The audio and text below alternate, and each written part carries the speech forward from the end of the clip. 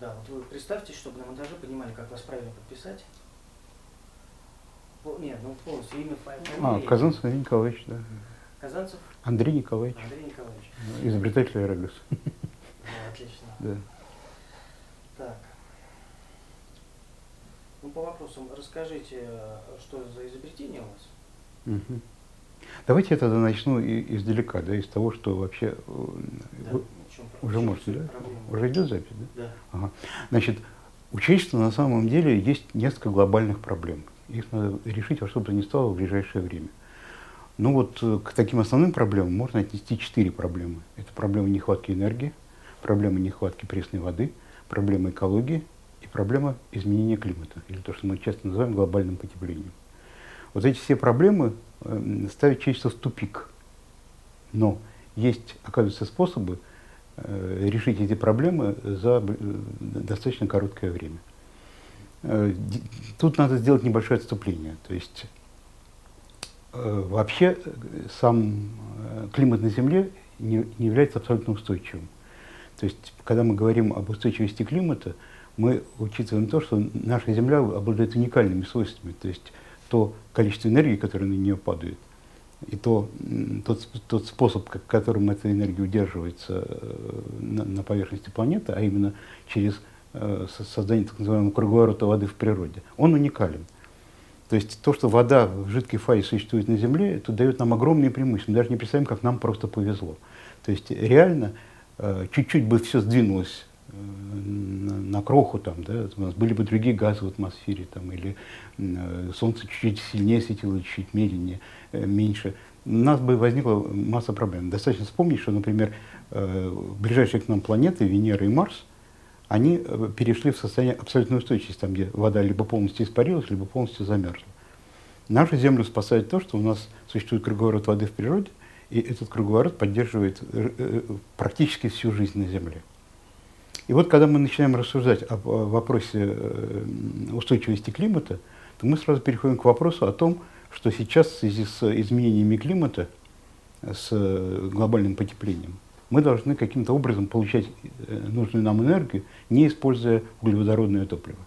Почему? Потому что оно является, по современным представлениям, главным поставщиком углекислого газа в атмосферу, который вызывает парниковый эффект, и таким образом мы постепенно все более и более нагреваем планету. Это уже привело к ряду очень негативных факторов. Например, практически исчезли уже льды Северного Ледовитого океана. И более того, мы должны понимать, что такого рода катастрофы, они могут происходить очень быстро. Достаточно вспомнить о том, что еще поднятие на пару градусов приведет к тому, что начнет выделяться придонный метан, который является еще в 4 раза более сильным парниковым газом, и это может привести к скачку температуры сразу на 6, на 10 градусов, и что изменит полностью фактически нашу планету. Достаточно вспомнить, что такая катастрофа уже была один раз на Земле, когда, так называемая Пермская катастрофа, когда из-за выброса метана температура на планете поднялась всего на 6 градусов. При этом погибло 95% всего живого на Земле, и понадобилось 10 миллиардов лет для того, чтобы это живое появилось снова. Поэтому, чтобы это все не повторить, мы должны сейчас предпринимать срочные меры для того, чтобы перейти к энергетике и к экономике, которая не требует использования углеводородного топлива. Как это сделать? Да? То есть, как бы, очень долго человечество возлагало большие надежды на атомную энергию, на термоядерную энергию, которую намеревался использовать. Но последние факты показывают, что эти источники, видимо, не будут востребованы в ближайшее время в достаточном количестве. Атомная энергия сильно испортила свое реноме за счет катастроф там, на Чернобыле, на Фукусиме и так далее. Термоядерная энергия пока еще находится в таком же экспериментальном состоянии, как и там, 50 лет назад, когда все думали, что мы очень быстро ее освоим. И сам я занимался, например, моделированием первой стенки термоядерного реактора и был уверен еще там, 30 лет назад о том, что мы очень скоро этого достигнем. Тем не менее, до сих пор мы находимся практически в той же самой точке. И таким образом, у нас остается на самом деле очень немного вариантов. Ну вот есть, например, знаменитое выступление Билла Гейтса «Innovating to Zero», где он предлагает от безвыходности, по сути дела, вариант так называемый Terra Power, то есть подземного ядерного реактора, который будет сам осуществлять самостоятельную реакцию деления, и таким образом он рассчитывает, что этот проект может что-то позволить сделать. Но последние тенденции все показывают, что энергетика должна переходить к возобновляемым источникам энергии. Их довольно много, да, но основные, когда мы берем те источники энергии, которые имеют достаточный ресурс, мы сводим их к двум источникам. Это Солнце, и одно из производных Солнца – это ветроэнергетика. Солнце, конечно, обладает громадным потенциалом, то есть на 4 порядка больше того, что необходимо человечеству. Но когда мы говорим о ветроэнергетике, там уже просто совсем просто чуть-чуть. То есть промышленную ветроэнергетику оценивают там порядка 25 тераватт, хотя человечество уже сейчас потребляет порядка 15-16. То есть в будущем человечество может и просто ветроэнергетики не хватить. С солнечной энергетикой лучше. Ее много, там достаточно сказать, что там 10% пустыни Сахары достаточно, чтобы всю Землю покрыть. Но здесь вступают в противоречие экономические факторы, связанные с тем, что человечеству для того, чтобы развивать какой-то тип промышленности, в том числе энергетика тоже как вид промышленности, ему необходимо, чтобы это было выгодно. То есть, чтобы бизнесмен, вкладывая деньги, знал, что он быстро их получит обратно, сможет снова вложить и таким образом иметь доход. Пока устройства солнечной энергии и ветроэнергии, они достаточно дороги. Их цена снижается, действительно, и примерно там 10-15% в год мы можем наращивать эти ресурсы, но расчеты показывают, что этого недостаточно для того, чтобы пройти критический момент, который примерно по расчетам, связанным с климатом, может наступить от 2050 года до 2100 года. У нас не так много времени, реально нам осталось 30 лет до вот момента X, который решит на самом деле судьбу человечества. Потому что если климатические модели окажутся негативными, то есть развивающимися по наихудшему сценарию, то мы уже к 2050 году должны были бы заменить полностью всю энергетику. А расчеты показывают, что даже при самых оптимальных темпах роста мы можем осуществить замену примерно половины энергетики на возобновляемые источники. И это вот глобальная проблема, которая сейчас стоит перед человечеством. Как ее решать? Есть из возобновляемых источников как бы 3 основных направления. Это, как я сказал, Солнце, это ветер и это гидроэнергия, которую мы все знаем, потому что это известный источник и часто является на самом деле самым известным способом получения возобновляемой энергии, это гидростанции. Вот. И с ними было бы все хорошо, как бы это прекрасная энергия, она чистая, она экологичная. Но проблема заключается в том, что на самом деле ресурс той гидроэнергетики, которая сейчас существует, он оказывается очень мал. Достаточно сказать следующее, что если мы перегородим все реки на Земле, то есть вот все, что можно взять из гидроэнергии, мы возьмем, то мы покроем не больше половины всех потребностей существующих человечества. То есть откуда-то все равно половину надо где-то брать. Не говоря о том, что это приведет к большому вреду для экологии. Как выходить из этой ситуации? Для этого надо увидеть, что существует огромный потенциал этой гидроэнергии, которую мы не используем.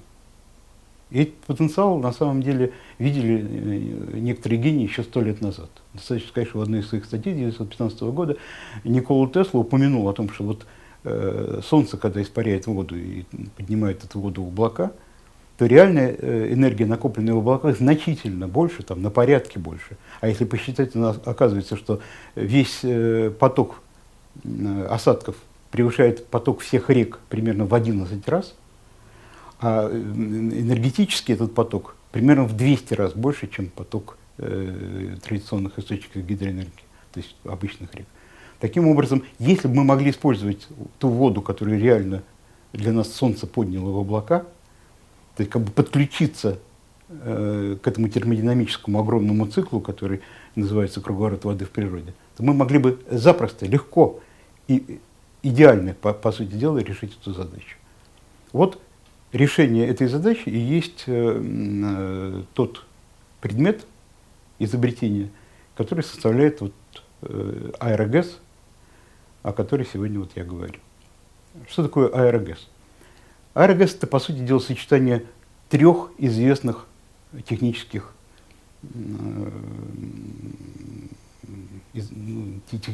возможностей. Да? Это известные нам гидроэлектростанции, это известные нам системы сбора тумана, и это системы подъема, основанные на аэростатическом или аэродинамическом принципе. То есть это либо аэростаты, либо кайты, либо какое-то сочетание типа кайтуна и тому подобное. Как это работает? Да? Мы, если посмотрим, как работает сейчас система сбора тумана, мы увидим, что высоко в горах, где-нибудь там в Непале, в Эритрее, в Чили, ставят такие сетки. Это обычные сетки из полипропилена. Такие же точно сетки, которые мы ходим за картошкой, когда в магазин. Да? Вот эти вот сетки из полипропилена, решаль-плетения так называемого. Это вот такого рода сетки, огромные полотнища, их ставят в горах, и на них в тех местах, где практически не бывает дождей, ну, например, в пустыне Атакама в Чили, тем не менее осаждаются туманы. И эти туманы стекают вниз, из них получается прекрасная, практически дистиллированная питьевая вода, которая может снабжать тамошнее вот население, тамошние поселки этой вот чистой водой. Теперь надо подняться просто уровнем выше и понять, что туман ничем не отличается от облака. То есть туман — это то облако, которое лежит на земле. Мы просто осознаем его как туман, а на самом деле такое же точно облако. И в любом круговороте воды в природе возникает такая ситуация. Солнце испаряет воду, вода поднимается вверх, по мере подъема этого воздуха вместе с водой температура опускается до температуры так называемой точки росы. То есть тогда, когда вода начинает конденсироваться либо в объеме, либо на поверхности какой-то. Тогда у нас возникают эти микрокапли, и именно вот эти микрокапли, когда они становятся достаточно крупными, мы и видим в небе как облака. Легко заметить, что всегда мы видим какую-то нижнюю грань этих облаков, так называемую базу облаков. Вот это и есть в метеорологии, это и называется линия конденсации. Да?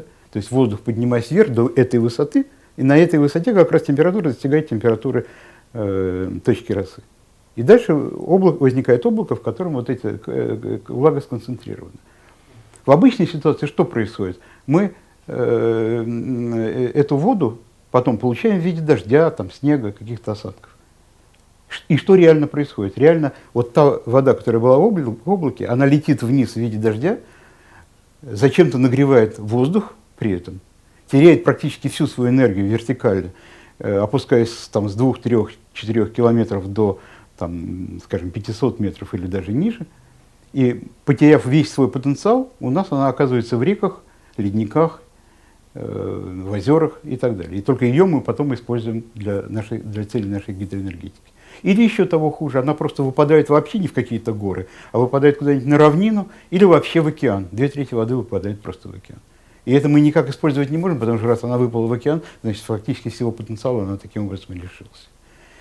И вот, если мы поднимем такие сетки выше этой базы облаков, то есть внутрь облака, как бы, да, и это облако пройдет сквозь такую сетку, то на нем выделится эта вода, мы ее сможем собрать некоторым дренажом в некотором верхнем блефе такой гидростанции и спустить дальше по шлангу, который будет играть у нас роль водовода, вниз, к земле, там, к океану, в той точке, где нам необходимо. Что самое замечательное, что это будет в той точке, где нам необходимо. Потому что как бы солнышко нам уже обеспечило то, что вода, поднятая наверх, она практически равномерно распределяется по планете, ну, там, за исключением некоторых особенностей, связанных с ячейками там, Херли и Фаррелла. Фактически мы всегда имеем более-менее равномерное распределение облаков по планете. Вот по подсчетам НАСА, например, примерно 67% поверхности планеты занято облаками. И это дает нам возможность подключиться к этому великолепному источнику энергии и воды в любом практически месте Земли, да? Везде, где мы имеем капельные облака у нас над головой. Таким образом, мы одновременно решаем и проблему энергии, и проблему воды, и проблему экологии, потому что мы получаем энергию в совершенно чистейшем виде, в виде вот чистой дистиллированной воды. и проблему климата, потому что мы при этом не выделяем никакого СО2, мы не меняем совершенно никак температурную структуру как бы, планеты. Более того, можно придумать ситуацию, когда мы, скажем, используя экваториальный пояс, где сосредоточены самые мощные облака, мы можем получать там эту энергию, превращать ее, допустим, в водород, и этот водород уже потом на тех же дирижаблях, допустим, перевозить в страны, потребляющие активную энергию. То есть тогда водород будет использоваться, по сути дела, вместо природного газа. То есть мы природный газ поменяем на водород, а водород же, сгорая, получаем обычную чистую воду. Поэтому это идеальное топливо. И вот такой переход на самом деле можно совершить очень быстро. Технико-экономическое обоснование показывает, что, вот казалось бы, это бред сумасшедшего, собирать какой-то там пар, точнее, какие-то микрокапли в облаках. То есть много ли из этого можно набрать?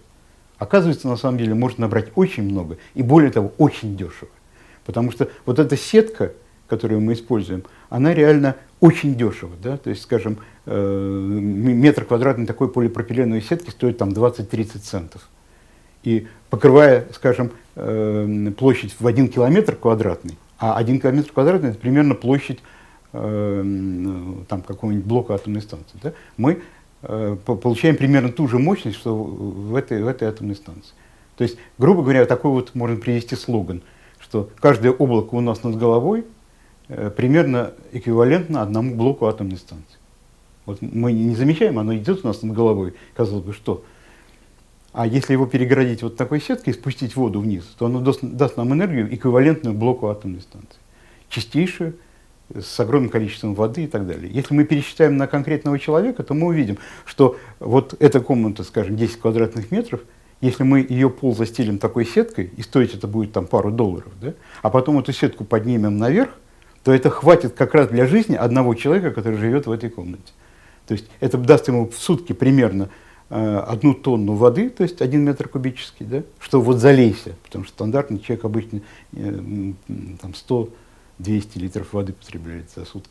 И даст примерно 200 ватт энергии, что в среднем примерно соответствует тому, что мы потребляем, если судить по счетчику. В конечном итоге вот это изобретение аэрогэс, оно может очень быстро решить наши энергетические и климатические вопросы. Если сейчас вложиться в это изобретение, если сейчас создать прототипы соответствующие, то по технико-экономическим обоснованиям получается так, что их выгодность будет огромная. То есть там return of investment, то есть возврат денег, он происходит очень быстро. То есть достаточно сказать, что, например, есть страны, например, Мальта, да, где практически нет пресной воды. Там вся пресная вода привозная.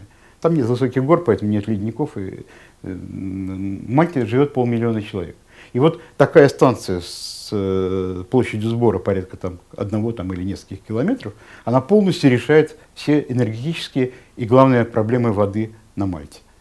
И если посчитать ее стоимость и все соответствующие технико-экономические обоснования, учитывая, сколько сейчас стоит вода на Мальте, то мы получаем, что она окупается за неделю. Да? То есть вы вот вложите $5 миллионов, построите такую станцию, и через неделю вы получите обратно эти $5 миллионов, можете строить следующую станцию. И это приведет к тому, что на самом деле мы очень-очень быстро сможем наращивать такого рода энергетику, и используя только примерно 1% от всей энергии круговорота воды в природе, то есть, грубо говоря, каждую 100-ую каплю дождя мы обеспечим все человечество энергией и водой, и решим эту проблему очень быстро, за там, 10, 15, 20 лет. И тогда нам не грозит соответствующий коллапс в районе 2050 года. А это запуск этого проекта, он пока только в качестве проекта, да? То есть возможности его запустить сейчас пока нет? Нет, значит, тут ситуация такая. Проект был придуман, то есть идея была придумана примерно 4 года назад. Ну, она, как всегда в такого рода случаях, патентуется. Она сразу была опубликована в открытых источниках после фиксации заявки. И с тех пор как бы было много попыток ее практической реализации. То есть вот в 2013 году, например, на Селигере мы запускали научный прототип, то есть аэростат с такой тестовой сеткой примерно в 1 метр квадратный. Да? Вот, этот прототип там проработал по... То есть этот вот научный прототип там проработал, несмотря на то, что при его приземлении произошел обрыв, и этот аэростат улетел. Это была очень комичная история, потому что все газеты написали, что он был сбит как бы ракетой, и вообще что-то подобное чушь. Но на самом деле, конечно, ничего не произошло, он просто поднялся наверх и лопнул. Но по его поведению до обрыва было видно, что он набрал примерно 5 литров воды за час. То есть мы оцениваем, как бы, да, что это было так.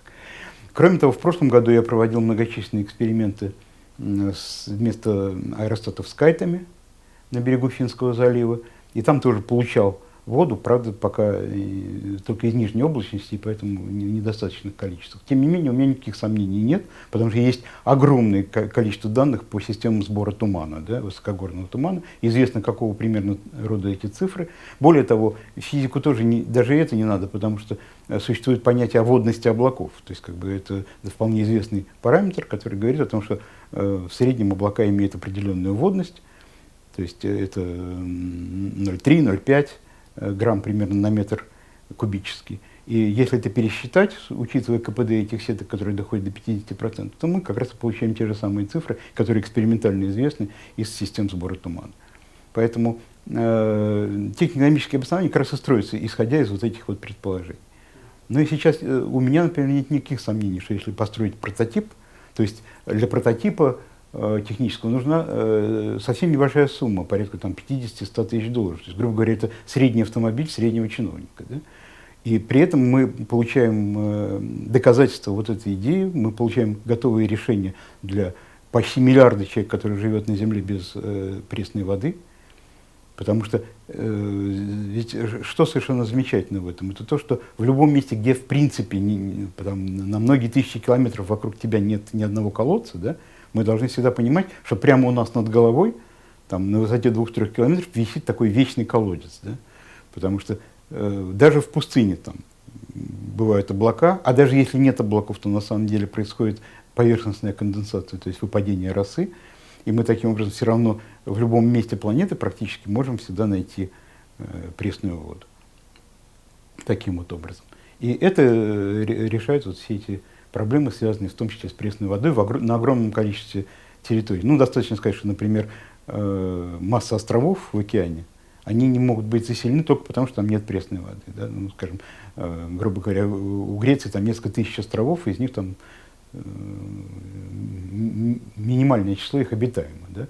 А реально могли бы быть заселены все эти острова. Или океане, там, или пустыни какие-нибудь, да, куда мы могли бы вот таким образом поначалу немного в оазисном как бы порядке там поставлять воду, постепенно бы мы там могли бы выращивать леса, а леса, между прочим, еще больше источник воды, чем даже океан, потому что среднее дерево испаряет на как бы ту же площадь в 4 раза больше, чем вот поверхность воды океана. И вот это, в частности, например, наши физики вот, из Центра ядерных исследований в Гатчине, Горшков, Макарьева, у них есть целая теория, Bioregulation RU, по-моему, их сайт называется, где они показывают, да, как важно восстанавливать леса, потому что вот вырубка лесов, особенно, например, в Европе, она привела в свое время к таким существенным изменениям в климате, вырубка лесов в Африке привела к аналогичным вещам. В общем, короче, мы можем восстановить планету. Я уж не говорю о том, что сама аэрогаз еще имеет кучу дополнительных преимуществ, да, то есть это вечно висящая над вами такая красивая, действительно прекрасная вещь, да, то есть как красивый такой аэростат, который мы можем использовать как средство видеонаблюдения, как для телекоммуникаций, для Wi-Fi. Да. Например, если мы перегородим Маркизову лужу, и Финский залив, да, то мы можем выключить атомную станцию в АЭС, а вместо этого вот такая аэрогэс, протянутая от берега до берега или над дамбой, она будет полностью обеспечивать Питер водой, а заодно в Питере погода станет как в Сочи, потому что основная роза ветров у нас западная, и именно с западной стороны нам приносят все эти дожди и ветры. Если мы отсечем их аэрогэс, то у нас будет, соответственно, и почти идеальный климат. Вот. Или, например, борьба с климатическими проявлениями, например, торнадо. Да? Вот известно же, что интенсивность торнадо, которая происходит в Америке и разрушает там чуть ли на 10 миллиардов долларов в год, вот эти штаты типа Оклахомы там, и другие, и Миссисипи, все связано с тем, что нагрев воды в Мексиканском заливе создает источник энергии для вот этих ураганов и торнадо. То есть именно, даже чуть ли не формула есть, температура воды пересчитывается в интенсивность этих торнадо. Вот если мы по берегу Мексиканского залива поставим заграждение из таких РГС, мы мало того, что получим энергию и воду, да, а мы не дадим этой энергии распространяться дальше вглубь континента и разрушать там эти самые штаты. Да? То есть масса, каким способом мы можем таким образом регулировать. То есть все часто говорят, а вот если мы отберем эту воду, много это? Нет, это мало. Я говорю, 1%. 1/100 капли дождя достаточно для всего человечества. Да? Нам много не надо. Но зато этого 1% как раз хватит для того, чтобы регулировать. Там в каком-то месте сейчас идут проливные дожди, наводнения, перебросим туда мобильные эти АРГС, они очень легко перебрасываются, потому что они этими же аэростатами могут быть переброшены туда в виде дирижаблей. И мы закроем таким образом эту зону, отсечем эти дожди, спустим эту воду вниз, и люди не пострадают от наводнений. В другом месте, наоборот, засуха. И мы, перебросив туда, сможем локально изменить там систему регуляции. То есть, короче, огромное количество всяких дополнительных еще возможностей это дает. И я абсолютно уверен, что вот это будет энергетика будущего. То есть, независимо от того, сейчас успеем мы это сделать, не успеем, рано или поздно время работает на нас. То есть, в какой-то момент все равно это невозможно будет решить без АРГС. Особенно проблема, конечно, воды, потому что проблема воды не решается никакими другими способами. Да? Все остальные способы, там, скажем, выпаривание воды, десалинизация воды там, и так далее, все очень дорогие способы. То есть они требуют огромного количества энергии, а огромное количество энергии требует огромного количества потребления того же газа или нефти и так далее. Да? Только решая ее вот таким экологичным способом, по сути дела, подключаясь к круговороту воды в природе, отводя от него маленькую часть, да, на наши нужды, мы можем сразу решить все проблемы насущные для человека. Вот, собственно, все. Скажите, это не нарушит круговорот воды в природе, циркуляцию? Это не в тех объемах, да? Что Нет, это, конечно, не в тех объемах, да. То есть, даже если мы, грубо говоря, поставили такую сетку, и на нее осадилось даже максимально, допустим, 50% той воды, которая была в облаке, эта вода, немедленно спустившись вниз, тут же начнет испаряться. Да? Мы же ее потребляем, это значит, что она диссипирует по всему окружающему пространству. То есть, в то же агро или в коммунальные нужды, или еще куда-то, она тут же оказывается все равно на Земле. Она тут же испаряется тем же солнышком, поднимается снова вверх и так далее. Кроме того, атмосфера так придумана, что она все время перемешивается. Да? От того, что мы какое-то одно облако закрыли, от этого ничего не поменялось, потому что дальше все это снова слилось в единый поток. И реально нам не надо на самом деле много. Я говорю, нам достаточно 1% от этой энергии, чтобы полностью перекрыть все наши потребности. Поэтому 1% в данном случае, даже если считать, что мы вот его взяли и не отдали, а этого невозможно, поскольку вода, я говорю, она сразу немедленно идет снова в этот круговорот воды. Да? А кроме того, например, есть огромные территории, например, океанов, да, где эта вода все равно бы упала в виде дождя, ничего бы не поменялось. Да? Но если мы ее специально искусственно спустим и получим энергию и пресную воду, да, такие же танкеры, допустим, с пресной водой, которые мы сможем тут же доставлять людям в той же Африке, допустим, и так далее, то таким образом мы ничего не поменяем. Да? То есть так бы она упала в океан, а так она сольется в наш корабль. Да, или... То есть получается, что у нас практически источник бесплатной энергии, да? Почти бесплатный. Почти да? бесплатный, да. Который сейчас используется с мизерным КПД. Да? Вот те гидростанции, которые сейчас существуют, они, грубо говоря, 200-ю часть только используют той энергии, которая потенциально есть. Спасибо. Сейчас я перепивочку сниму.